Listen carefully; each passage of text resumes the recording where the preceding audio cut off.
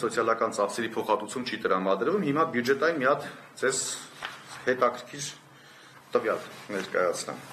Ուրեմն 2026 թվականի համար եկամուտների հայտարարագրման արդյունքում սոցիալական կրեդիտների հետ վերադարձման համար նախատեսված է 10 միլիարդ դրամ։ Հիշում եք, չէ՞, որ ուսանող զավակներին կամ վճարովի դպրոց հաճախող զավակների համար 100,000 դրամ սոցիալական կրեդիտ էին հետ վերադարձնում։ Եթե 10 միլիարդ դրամ բաժանում ենք 100,000 դրամի, դուրս է գալիս, որ ծրագրից կարող է օգտվել 100,000 մարդ ընդամենը։ Եվ մենք ամիսներ առաջ, որ խոսում ենք, ասում ենք, կեղծիք է այդ սոցիալական կրեդիտի ինստիտուտը, սրանով ընդամենը շատ դրդում են, որ անձինք ներկայացնեն եկամուտների հայտարարագիրը, բայց հետագայում դա վերացվելու է, չեն համբերել մարդիկ 2026 թվականի բյուջեում արդեն նախատեսել են։ Եթե այսպես հնարավոր կլինի, ուրեմն հայտարարատու համարվող անձանց օրենսդրությամբ սահմանված սոցիալական ծախսերի ուղղություններով կատարված ծախսերի փոխհատուցում 10 միլիարդ դրամ։ Այսինքն Հայաստանի Հանրապետության 100,000 քաղաքացի ընդամենը կարող է սրանից օգտվել։ Եվ 2025 թվականի եկամտային հարկի հաշվարկի վերջնաժամկետ է սահմանվել մինչև 2026 թվականի նոյեմբերի 1-ը։ Այսինքն ամփոփելով, ինչ ստացվել, ինչ փոփոխություն են կատարել։ 730,000 անց բոյկոտել է համակարգը, փաստորեն չեն կարող սրա դեմ առնել, որովհետև ցանկացած գործողություն շատ ավելի մեծ հակազդեցության կհանդիպի, բնականաբար, այդ թվում մինչև փողոցային պայքար,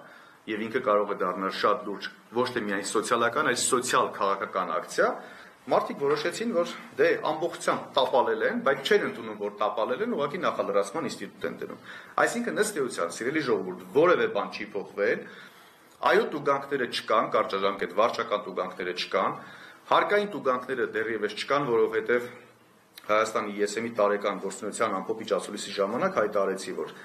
իրավական ակտի ծննդի փուլում կարողացել ենք դրա դեմը փակել, պատնեշ ստեղծել, որպեսզի չընդունվի։ Բայց հիշեք մի բան, սա ժամանակավոր է դեռևս հաղթանակը, կարևոր է ֆիքսել, ցանկացած պարագայում, եթե այս իշխանությունը հնարավորություն ունեցավ վերընտրվելու եւ Հայաստանում նոր իշխանություն ձևավորելու 2026 թվականին, այս խնդիրները նորից գալու են առաջնային պլան եւ այն ժամանակ Աստված մի արասի իհարկե որ այդպիսի բան լինի, մենք այս ժամանակ պայքարը պետք է շարունակենք։ Նաեւ այսօրվա ասելիքից մեջ հետեւյալն է, որ մենք պայքարը համարում ենք հաղթանակած, բայց դեռևս չավարտած։ Մշտապես պետք է անընդհատ մշտադիտարկենք ցանկացած փոփոխություն, որը կվնասի մեր հայրենակիցներին, այդ ժամանակ դեմ եմ հայտարարագրման ակցիան ավելի մեծ թափ կստանա։ Այժմ իմաստը ուղղակի չկա շատ ավելի լայն թափով շարունակելու, որովհետև ըստ էության իշխանությունը իր կատարած փոփոխությունով արձանագրեց, որ ինքը ամբողջությամբ տապալել է համակարգը։ Եվ կցանկանայի նաև անդրադառնալ ինչ է սպասվում Հայաստանի Հանրապետության քաղաքացիներին դրույթի շրջանակներում եկամտային հարկի տարեկան հաշվարկես վերջին օրենքի փոփոխության, այսպես ասած, ոչ իրավաչափ լինելու։ Տեսեք, հարկային օրենսգրքի մեջ գոյություն ունի ինքնահայտարարագրի սկզբունք։ Ինքնահայտարարագրում նշանակում է, որ յուրաքանչյուր ոք Հայաստանի Հանրապետության յուրաքանչյուր քաղաքացի ինքնուրույն պետք է հաշվարկի եւ վճարի իր հարկերը։ Ինքնահայտարարագրում սկզբունքը խախտվել է օրենքով եւ վերապահվել է լիազորություն, որպեսզի պետեկամուտների կոմիտեն ներկայացնի ֆիզիկական անձանց համար եկամտային հարկի տարեկան հաշվարկ։ Ինչպես նաեւ նույն օրենսգրքում գոյություն ունի պատասխանատվության անխուսափելիության սկզբունք։ Սա նշանակում է, որ յուրաքանչյուր ոք պատասխանատու է իր արարքների կամ գործած մեղքերի, զանցանքների համար։ Հիմա եկեք այսպես շատ իրավական կամ մասնագիտականի մեջ չեմ ցանկանում ծանրաբեռնել որևէ մեկին, բայց զուտ տրամաբանենք միասին։ Եթե ինքնահայտարարագրման սկզբունքը, այսինքն եթե անձը մեղքը չի գործել, ինքը հայտարարագիր չի ներկայացրել, սխալ հաշվարկ չի կատարել, որևէ մեկը նրան երբևէ չի կարող պատասխանատվության ենթարկել։ Եթե կա պատասխանատվության խնդիր, ներկայացնողը պետեկամուտների կոմիտեն է, թող պետեկամուտների կոմիտեն էլ գնա պատասխանատվության ենթարկվի։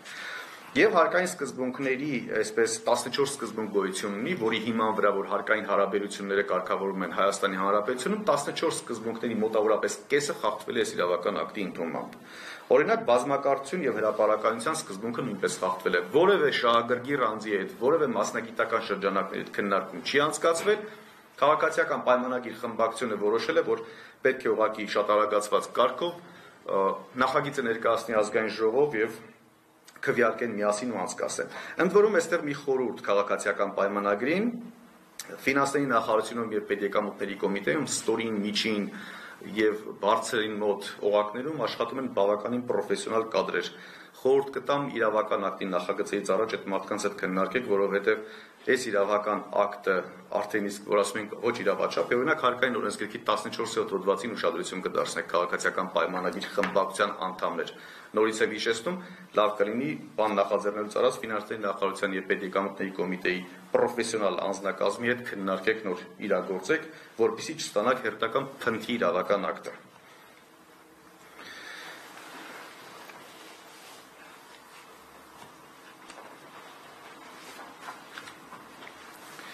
Իմիջ այլոց, մեր հարցերը կառավարությանը, իրենց ոչի մեջ ասեմ, հիմա ինչ եք ասում, բանավեճի գալու եք, թե չէ տղեք, մի քիչ էլ մտածեք, հաջորդ հարցը ձեզ, կենսաթոշակառուների հետ վճարի համակարգ է, այսպես քեշբեքի համակարգ, ինչ են ասում այս մարդիկ, ասում են կենսաթոշակները բարձրացնում ենք, բայց ոչ թե միայն այդպես բյուջեից ուղղակի տրամադրվող գումարներով, այլ անկանխիկ առևտրի պարագայում հետվճար ինստիտուտի ներդրմամբ։ Մի հատ էլ հարց, կառավարության անդամներ եւ իշխող խմբակցություն։ Հիմա այդ կենսաթոշակների հետվճարները դուք որպես հարկային գործակալ դուք եք հարկելու, թե թողնելու եք, որ կենսաթոշակառուները իրենք հարկեն ինքնուրույն իրենց եկամուտների հայտարարում ներկայացնելու ժամանակ։ Տեսեք ինչ մանիպուլյացիա են այստեղ իրականացրել։ 20 միլիարդ դրամ բյուջետային հատկացում են կատարել 500,000 կենսաթոշակառուների համար։ Յուրաքանչյուր կենսաթոշակառուի ամսական կենսաթոշակը, եթե բոլորը անկանխիկ վճարումներ կատարեն, ընդ որում ծառայությունները, օրինակ կոմունալ ծառայությունների վճարումները չկատարեն, միայն ձեռքբերումներ ու գնումներ կատարեն կենսաթոշակով, յուրաքանչյուր կենսաթոշակառու կարող է ստանալ 3333 դրամ հետվճար, որի հարկվելու պարագայում, որը հարկվում է միջալուց, հարկվող եկամուտ է դա, այսինքն որ ասում են մենք մինչև 10,000 դրամ այդ կեղծ ձևակերպումները, որ 10,000 դրամ հետվճար կրան, այդպիսի բան գոյություն չունի, յուրաքանչյուր կենսաթոշակառուի համար 3333 դրամ, 20% եթե նվազեցնում ենք հարկը, 2600 դրամ է կազմում յուրաքանչյուր կենսաթոշակառուի համար։ Եվ ակնկալում եմ հարցից պատասխանը, կառավարություն եւ իշխող խմբակցություն, դուք որպես հարկային գործակալ պահելու եք այդ հարկը, թե թողելու եք, որ կենսաթոշակառուները ինքնուրույն հաշվարկեն, կամ եթե չհաշվարկեն, գնաք հետո փորձեք նեղություն պատճառեք մարդկանց։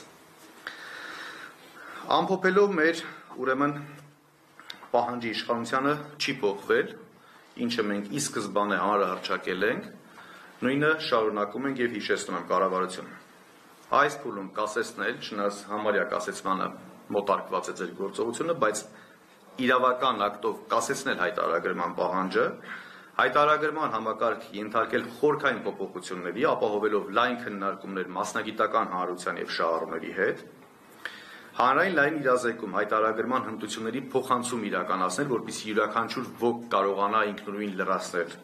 հայտարարագիրը, հայտարարագրման բազմաշերտ փուլային տարբերակի մշակում եւ տեստավորում, սրա մասին միշտ ասում ենք հետեւյալ կերպ։ Սկզբից պետական պաշտոնյաներ, այնուհետև խոշոր բիզնեսմեններ, այնուհետև ըստ եկամուտների այդպես նվազեցնել։ Մոտավորապես 10-ից 15 տարում նոր կարելի է Հայաստանի Հանրապետությունում այս համակարգը ներդնել։ Եվ հայտարարագրման նոր համակարգի ներդրում, որը իրապես կունենա բարի նպատակ եւ իրապես ուղղված կլինի սոցիալական խնդիրների լուծմանը եւ ոչ թե սոցիալական խնդիրների խորացմանը։ Եվ մեր վերջում մեր սիրելի քաղաքացիներին շնորհակալություն եմ հայտնում համատարած այսպիսի բոյկոտ ապահովելու համար, այսպիսի դիմադրության ճակատ ստեղծելու համար եւ խորհուրդ եմ տալիս շարունակել համատարած բոյկոտը, շարունակել ձեր հաղթանակի վերջնական ամրագրման ճանապարհը։ Շնորհակալություն։ Եթե ունենք հարցեր, կարող